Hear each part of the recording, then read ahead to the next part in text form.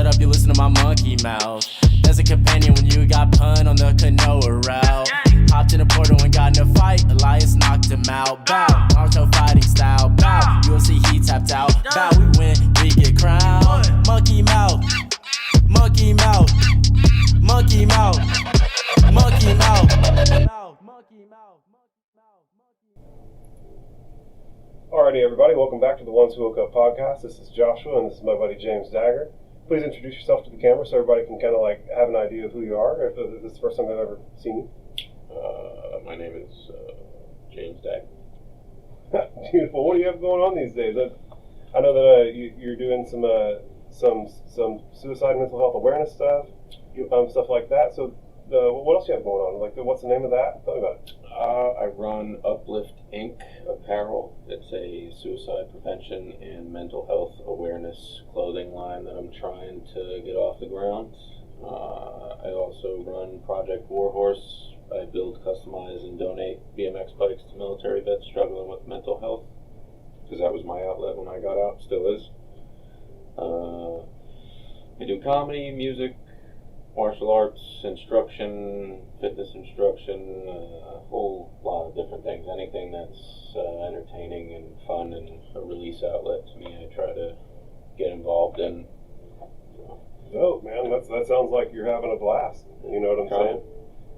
I know that you and I are working on some stuff on the back end together right now that, I'd rather just not speak on entirely, just because I like to move in silence. I think it's Lil Wayne said, "Real G's move in silence like lasagna." Okay. And I really do believe that everything that can exist does exist. And so the reality where we're doing that and it's being really successful, I can see it in my mind's eye, and I know it's real.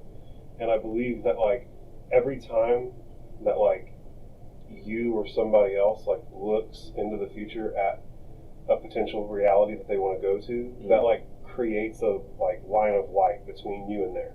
Yeah, bridges the gap. Exactly, and now that's a potential reality tunnel for you to tumble through into that space. And so as long as you speak on it only with people who are going to see that same space in the future, that's more lines of light there, and the more lines of light there are to it, the less resistance there is by the universe, right? It's more likely that that's the reality tunnel that you're going to fall down from. You know what I'm saying? It's they're all branching off, and there's a million things that could happen. You're going to wake up in your bed tomorrow. Yeah. You know what I'm saying? So all the reality tunnels line up there in the short term. You know what I'm saying? And they all branch off, and so we're just trying to make sure that we're all in the fifth dimensional line, looking at the same thing, so that we can create a path of lesser resistance within the higher dimensions. Does that make sense to you? Yep. But you've done some LSD, right? I have. What other drugs? What other psychedelics have you done? I've done mushrooms, LSD, DMT, and I've also blended up a Bolivian torch cactus and drank the entire thing to see what that would do. What did that do? It was kind of like a mellow LSD trip. I don't think I really did it right, but it's still... You just did a water extraction on it, blended it? No, I just drank the whole thing like a fucking smoothie, and I think that's where I fucked up. Yeah. But apparently, you're not supposed to do that.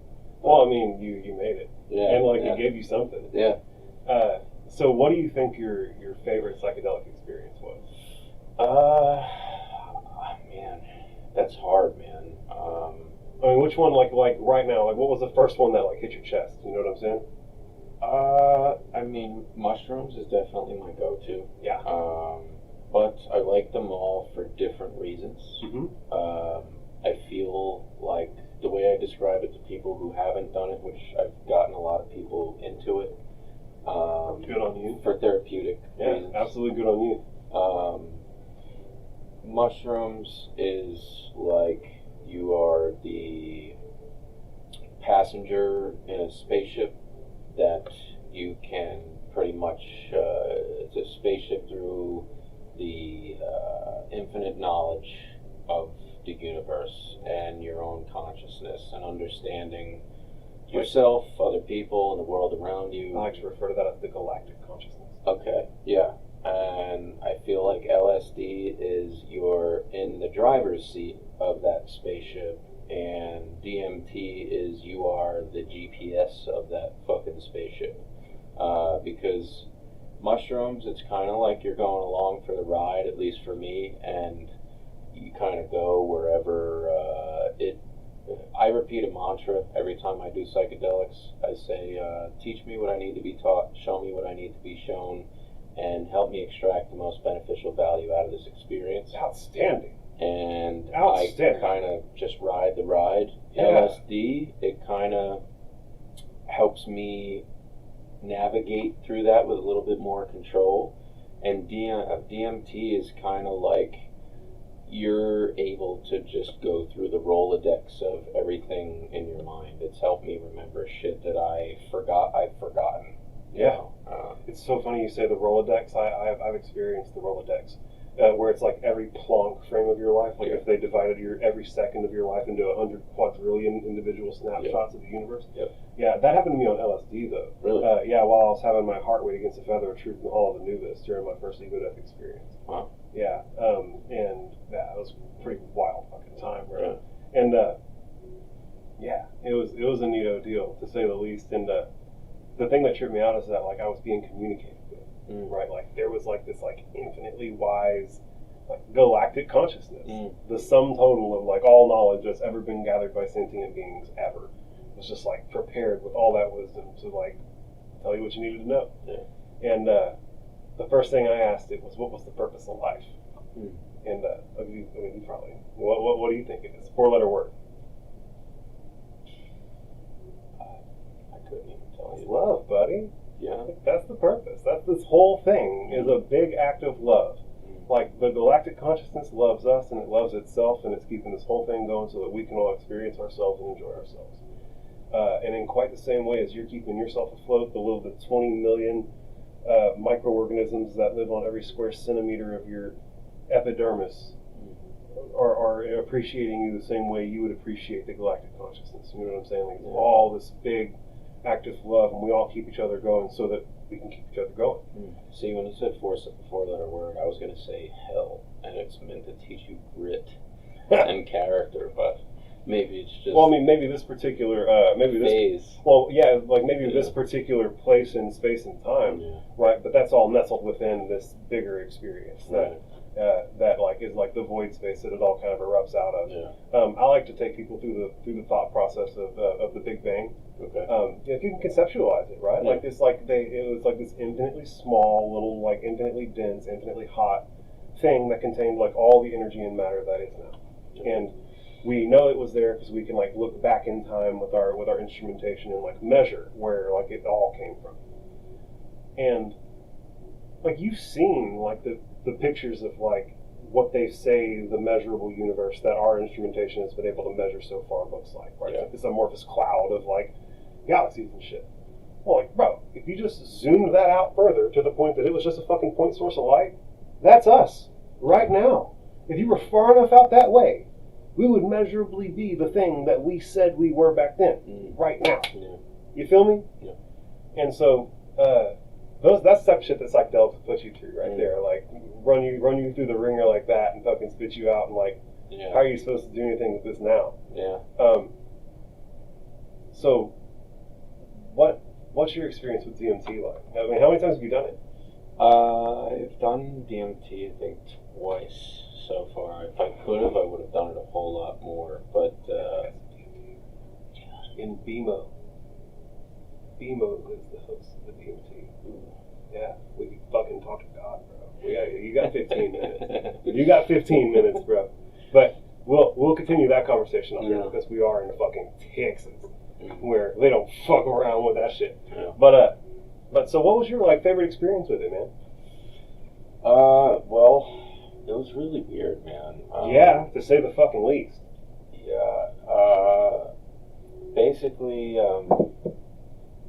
it wasn't anything profound like you would think of, like speaking to outer worldly beings or like a higher power or anything like that. It's kind of like I went through the tunnel in Willy Wonka. It's like a series of rooms almost, right? Yeah. And then it kind of left me in this blank space, and it was like, okay, what do you want to do? Yeah. And I was like, I don't know. So I was like, yeah. looking at my... What can I do? Yeah. That's the question. What can I do? I was looking at my ex at the time, and she had done it too, and it's almost like us both doing it kind of... created like a telekinetic link? Yeah, and I was Or a able telepathic to... link, rather? I was able to hear her thoughts, and I tried explaining this to the people in the room, and nobody believed me. So I was like, okay, watch this. I'm going to communicate with you only through my mind, and you're going to communicate with me only through your mind, no speech whatsoever, and I'm going to tell you what you said in your mind, and you're going to tell me what you... what I said in my mind. Yeah. And basically, it happened verbatim. And my buddy, who also did it, was like, bullshit.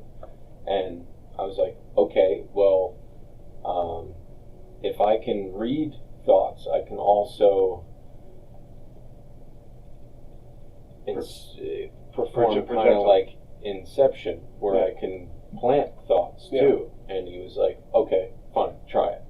So I stare at him, and he's just like making all these kinds of weird faces. He's like, bro, I can't even concentrate right now. And I was like, why? He's like, I just see your face all over your body. It's just a million of your faces all over your body. And I was like, exactly. Because that's exactly what I wanted you to see. And that's dope. it was weird. And that's then fucking super dope, though. And then it was like, okay, heighten the senses, and walking around the room with my eyes closed and maneuvering around objects and telling you where everything is, and fucking... It was really weird. It was like I had more access to my mind than you it's like have. your third's eye wide open. Yeah, It's like looking at the room through your third eye. Yeah. So have you ever like completely broken through on it to where like you were like I don't think out of your body? No. Okay. So I have. Okay. And it's a trip, bro. But so I kind of fucked my. I mean, I've done it several times at this point. Like I have it. Yeah. Like sure, let's go. Let's go. But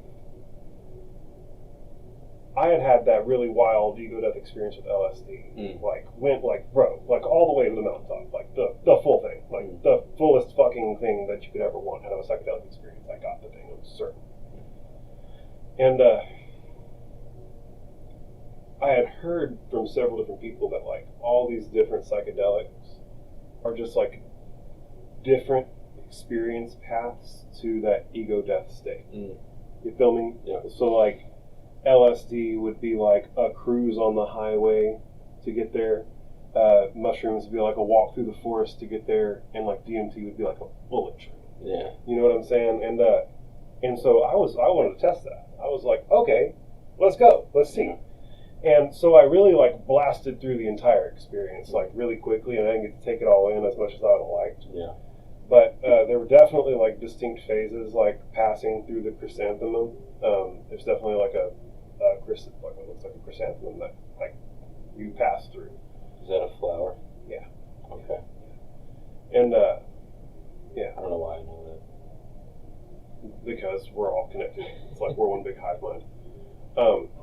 You know they've proven that with or I think they can prove that rather. Like that's my interpretation of it. Is they can tell like animals really know when they're being stared at. Well, that's because we're all one big thing. Like, bro, you're connected to the solid state drive. It's connected to the solid state drive. They're like sharing that experience, literally, bro. There's no other way to put it. But there was definitely like a room full of like what looked like fucking like cosmic jesters. There's definitely like a room where like it was folding in on itself and it was full of faces. Bunch of weird shit. But I got to a point where if I was speaking, and it wasn't like me actually going blah, but it was like the mental act of producing symbols that mean things.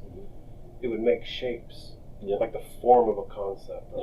And our language is so bad at it. It's like, and like, bro, there are these big like wow like chants, bro, that like can fucking penetrate deep down in there, bro, that have like big, robust meanings, bro, that like the gods use, like fucking dolphins and shit. They've got this shit fucking down, bro. I've experienced dolphins that. and whales have got that shit down. Indecipherable knowledge through sounds and vibrations and these symbols that I can't even make out, and I couldn't even draw them. But for you you know that they have the most immense amount of context. Yeah. It's like some fucking alien language somewhere. That was like the most meaningful symbol they ever had, and now it's there for you. Yeah. You know what I'm saying? It's just like all of those that have ever existed in any fucking anything anywhere. Yeah. You've seen the thing. We've seen the thing. Fuck y'all. Fuck you.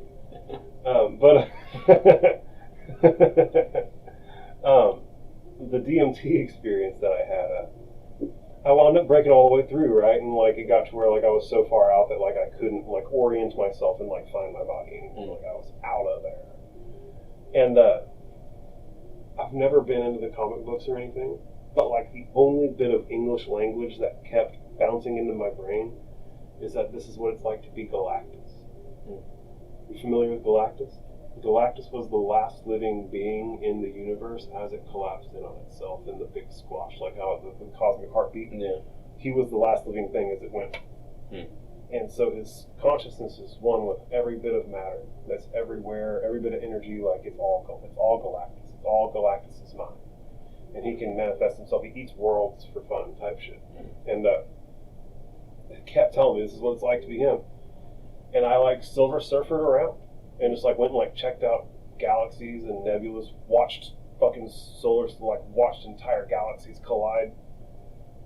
Yeah, you know, be like, why don't you come back here and see what's happening here? It's like, why? Yeah. Why would I come back and see what's happening on Planet of the Apes? Yeah. Whenever I can literally go watch fucking galaxies collide over the course of fucking millennia. Yeah. Like alive for 1,000 years in the DMT state, fucking watching these things happen over the course of thousands of years. Why would I come back and watch what you're doing?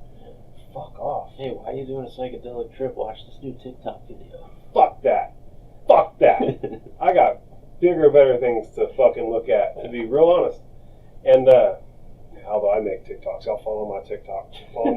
Give me follows, guys. I need more followers, more ad money. Let's do it. Let's fucking go. Merchandise. Buy merchandise. What are we talking about? Trip experiences. Man, I slipped into capitalism and Sounds like you need another trip. completely fucking uprooted everything I had going on. I like went into fucking sales pitch mode, like fucking fuck. Real fake doors right over here. What's your dosage when you do mushrooms?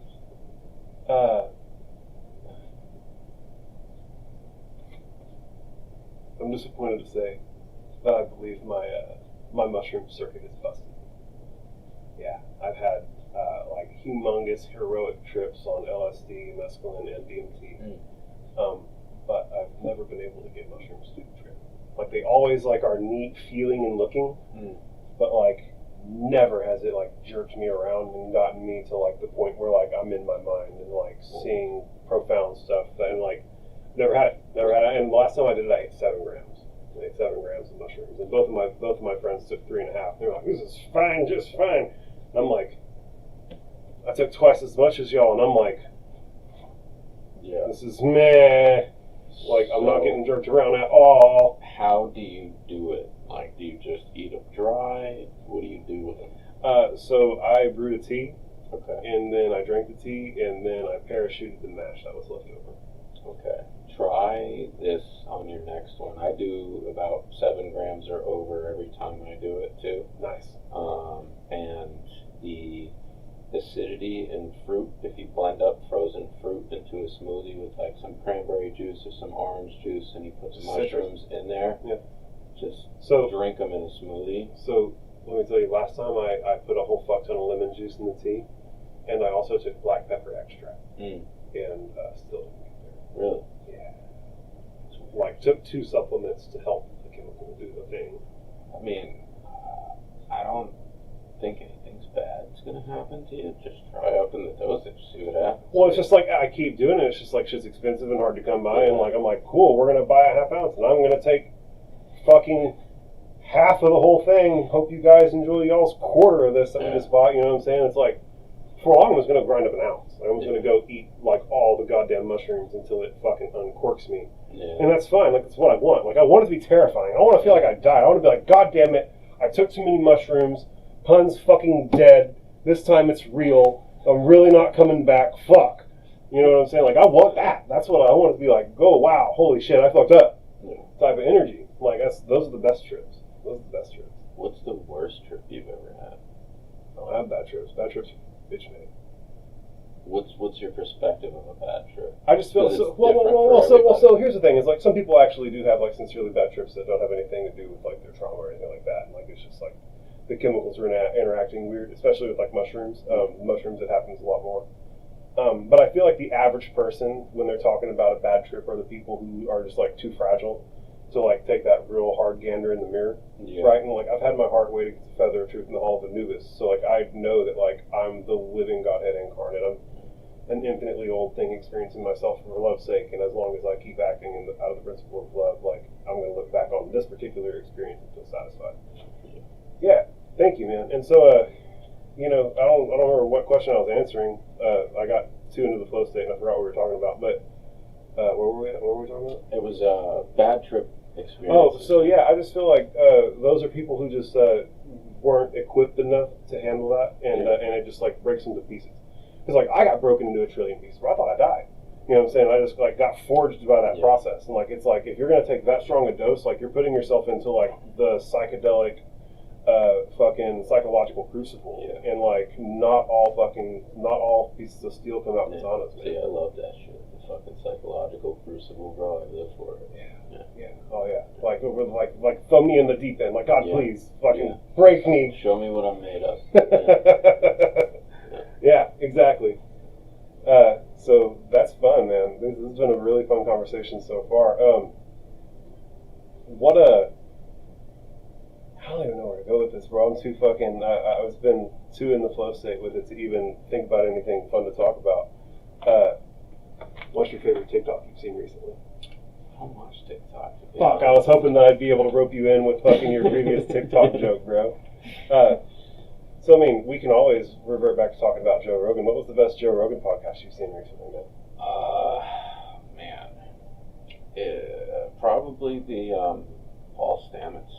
Oh, that's a good one. Yeah. So, what do you think he knows about portobellos? Like, homie straight up pled the fifth on Joe Rogan's podcast, bro. What, I feel like cause cancer? Or like... or fucking something weird? Like, what could possibly be going on? Why would you need to plead the fifth on a bit of information you know about portobello mushroom? It's the most available. It's the most put out there. And yeah, if there's something bad about it, it's going to be bad for the food industry, and the food industry ain't nobody to fuck with. Yeah. Like, they're big bad food industry, bro. Don't fuck with those guys. Yeah. Like, the guys who make money off portobello mushrooms aren't people to fuck with, probably. You know what I'm saying? Just because, like, the people who do Tyson's chicken aren't one to be fucked with either, you know what I'm saying? Like, they're all pretty wild. Get capped over exposing caps, dude. And get fucking put in the fucking Tyson chicken meat grinder. Turned into Tyson chicken tendies. Turned into pepperoni. You and the horse meat they're not supposed to be using. You know that they did a thing where they went and looked at like every frozen pizza brand, and like over 75% of them, the pepperoni contained horse meat. No way. I swear to God. I mean, I can't say factually about the stats, but I remember hearing it and like remembering it and like looking into it and like validating it myself. And it was like, wow, holy shit, they're really feeding fucking people horse meat on the frozen pizzas. Wow. I just ate the shit out of some Papa John's last night. See, I don't know if Papa John's, they didn't talk about Papa John's better ingredients, better pizzas, bro. I don't know if they're using the horse meat. I don't know if horse meat counts as better ingredients, better pizzas, bro. But like, definitely, bro, if you're like going to the store and getting like a Tony's or a Red Baron, bro, oh, that's the horse meat central, bro. You getting that nay, bro. You getting that pizza nay, bro. I think that we should start a company called Pizza Nay. Pizza nay. How wonderful would that be? Just be like, we use horse meat. Fuck you. Just be real frank about it. Look, we put the shit on front. Yeah. Let's see.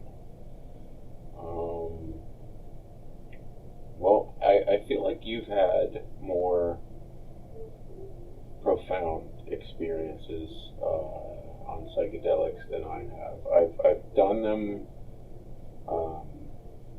a good amount for me, but comparatively to other people, I know other people that'll take a couple tabs of LSD at once, and like I've only done one at a time. Oh shit! Oh yeah, you haven't had a proper LSD experience yet, bro.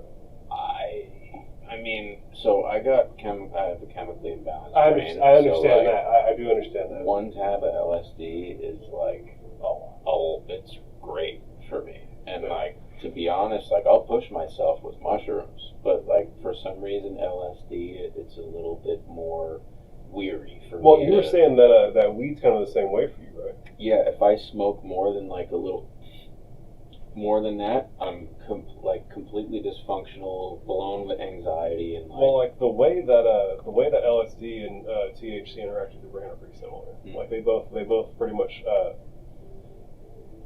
LSD like wedges open the chemical receptors for the stuff that they interact with, and THC just kind of like lubricates it. Mm-hmm. You see what I'm saying? Yeah, but it's like the same fucking orientation as well. Like people can take like high doses of edibles and have like borderline psychedelic experiences. I in fact had that. Yeah. Yeah. So it's because it's literally the same thing. It's literally like the same chemical in your brain that you're getting the high from. Yeah. It's just a matter of in what dosage, right? Mm-hmm. Like when you take LSD, it's like this is fucking open, Yeah. and we're gonna in there, and like that's that. Yeah.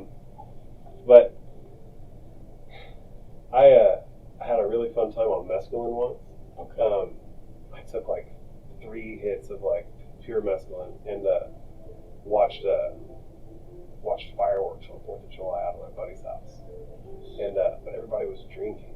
Everybody was like having like a regular party around me. So it was kind of weird. Yeah. Yeah, it's like, oh wow, y'all are drunk and like doing all this like low vibration shit, and I'm just like over here like fucking chilling out as like the galactic fucking consciousness, like watching fireworks on Earth because it's what's entertaining right now. One of my favorite thought experiments or like ideas to play with is something that I heard. I think Alan Watts talking about. I don't think it was like his original idea. Are you familiar with Alan Watts? Yeah. Where imagine you had a machine where every night you went to sleep, you could have any dream you wanted, and you did that for forever, right? Until you had every like ecstatic experience that you could think up before you went to sleep, right? And eventually you started getting surprise. And eventually you had to start hitting an even more and more like obscure surprise button until eventually you dreamt the dream of this. You feel me? Yeah. And that's all of us. Like we're all fucking just dreaming this shit. One of my favorite readings was The Allegory of the Cave. Okay. Which I have some friends who tell me I have a critical misinterpretation of the text, but I'm telling you right now, Plato took fucking something. Like Plato fucking. I think that I've seen where the civilization that Plato was from had been actively trading with India. And India, their entire religion is founded on fucking psychedelic experiences. I don't think any great philosopher has gotten to the philosophical profoundness without some assistance of some sort. Well, you know, there's some guys who got there through like logic and shit. Like there's some guys who like had some really, really good shit to say, but like it was never like really, really profound. Yeah. Like the profound shit always there's comes logic, from, like, and then there's like spiritual logic. Mystical experience is what they refer to it as, and people like to act like rationalists. People are like it's got to be rational, buddy. Rationalism and the scientific method was birthed out of a fucking mystical experience. Yeah. You feel me? Yeah. Like it's all like so you can't say that this tool that we use now that was born from mysticism is now going to be the thing that we use to invalidate mysticism. Like, bro, this thing came from this. Like, we have to pay respect to like where this shit comes from. And so, yeah, I think that we absolutely need to take the mystical experiences much more seriously. And I think that psychedelics are like a really, really good way to like hand deliver that shit. Oh yeah, and I think it'd be fun to start a church. Like a really, really fun to start a church to where we could like turn people on, like because like I have some friends who literally like run their own church doing this shit. They like finger paint on Sundays type shit. Yeah, good times. But it'd be really dope if like we could literally like bring people into a comfortable space and you know let them unplug. Yeah. You know what I'm saying, and give them a safe, comfortable environment with people who like are familiar and comfortable with like how to navigate that type of space, so that people can experience these type of benefits. Yeah. And anything short of that is like running a podcast so that we can talk about it abroad. Right? Yeah. Yeah. I mean, I've done that with a couple people so far. A lot of them were vets with like traumatic, post-traumatic stress and stuff, and it's helped them too. Like a lot of people that were kind of weary about it or like against it for whatever reason, but just talking to somebody with positive feedback experience kind of opens them up to it, which this podcast will do too, but even just like getting them in person. Bro, would you be down to run an underground fucking psychedelic psychotherapy company? You know, I would love to. Yeah? Yeah, because I think it's hugely beneficial. It's paramount to the reason why I'm still alive today. I owe my life to mushrooms. I mean, real shit. Yeah. Real shit. Well, bro, we'll talk about that more. I mean, obviously we can't be building any criminal enterprises on camera, but we can talk about them as fun ideas. Yeah. But yeah, I think that could be like a critically good thing, and I think that whenever you do it as a church, you're like protected, like really, really protected. Oh yeah, like, I've looked into it because I've been really wanting to do ayahuasca. Like I feel like my scope of what I was supposed to experience self therapy wise has kind of reached a capping point, and I feel like I need to do a much deeper, much more extreme and profound crucible of a trip. And I looked into it. There's a lot of retreats, even in Austin. There's shamanic churches and stuff. You got to pay for them, and it's pretty fucking expensive. But they do have certain protections. I don't know how that works. But well, it's a sacrament. Like at the end of the day, like that's the terminology. Is you're utilizing psychedelics as a sacrament so that you can get closer to God. Yeah. And like that's like really the God honest truth of what we're doing. Yeah. And so yeah, it's neat. Like it's like a literally protected act federally. Like there's nothing that anybody can do. Yeah. As long as you register the shit, it's just tough because like most people are like so weary of the state. Like I could never let the state know that I'd be in possession of this stuff, and then they gotta like ask me questions about how I got it and shit like that. Fuck that. You know what I'm saying? Like you put your chest out and do it, you can do it. I mean, I know there's guys in California that are doing it. There's guys in Austin that are doing it. I mean, you're telling me there are other retreats in Austin that are doing this. I mean, we can do it. You know what I'm saying? We can definitely do it For sure. because yeah, I mean, you've already done it successfully. I've already done it successfully. Like, it'd be a lot of fun to fucking help folk out. Like, that's always, you know, at the end of the day, I think that if you get high enough on your human hierarchy of self-actualization, like, the next frontier is helping folk get to that point too. Like, that's where you're going to find your fulfillment. And like at the end of the day, like it's a selfish thing, right? Like you're doing it so that you can feel good, right? But like that's the last steps. It's like, what's going to make me feel the best is helping other people. Yeah. And so as long as it's like well intended, like it's dope. Yeah. And yeah, man, I think what I really want to do is get a chemistry set so that I can start tinkering. Because like, bro, are you familiar with Anthony Shogun? Man, R.I.P. Him and his wife. His wife died recently. But he was like a psychedelic chemistry pioneer. He has literally entire fucking like big, thick books on different types of psychedelics that he manufactured. Not on like a grand scale, but like he would make a batch in like his home chemistry set, and then he had like a group of hippies that like he would let try it, and he would like document what their experiences were like and talk about it. So you can go and like look at like what LSA does.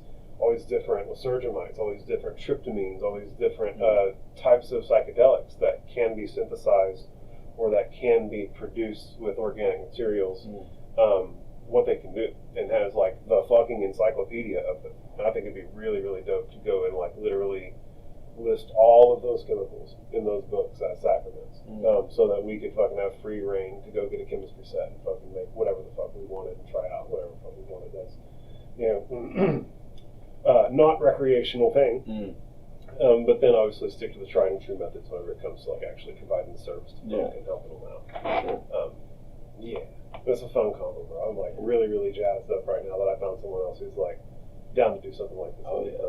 Bro, I've been wanting to do mushrooms, acid, and DMT at the same time in a deprivation tank to see how far I can fucking push it. Well, you know, the truth is that the LSD is going to overpower the mushrooms, and the DMT is going to overpower the LSD. Like, it's going to be like distinctly like points, right? It's going to be like, oh, this is mushrooms, this is LSD, and it's like, this is DMT, right? But the deprivation tanks are great, bro. I've never been in one. I've never been in one either, but in premise, they're fantastic, and I know that like my big, profound, impactful, like meaningful psychedelic experience that I had while meditating. One of the sober? No. It was while I was high. Okay. But I meditate while high. Yeah. Same. Because one of the big things that like it kept telling me, like you get like distinct messages. You know what I'm saying? Sometimes, a lot of times it's intuitive and you have to kind of interpret it. But like one thing that like beamed into my head repeatedly in like plain English was that this state of mind is attainable without these chemicals, as long as you like meditate properly. Yeah. And right then I was like, oh, well, I need to go meditate then. And like went to my bedroom and fucking turned off the light. Silent darkness is a big deal. The fewer things that you have to like psychologically grab onto to orient, it's like, bro, shit'll get so trippy that you're like, I need to get out. I need to open my eyes. Yeah. And when you open your eyes and it's completely dark and the psychedelic doesn't stop because there's nothing to be like, oh, this and that. Yeah. That's when like shit starts snowballing real fucking fast. Yeah. You know what? We digressed earlier. There was something I was going to say about my DMT experience that I thought was very, very interesting, and it kind of beckons back to you how you were able to walk around the room and identify objects with your eyes closed. When you're on the come down, bro, you have like the distinct feeling of falling.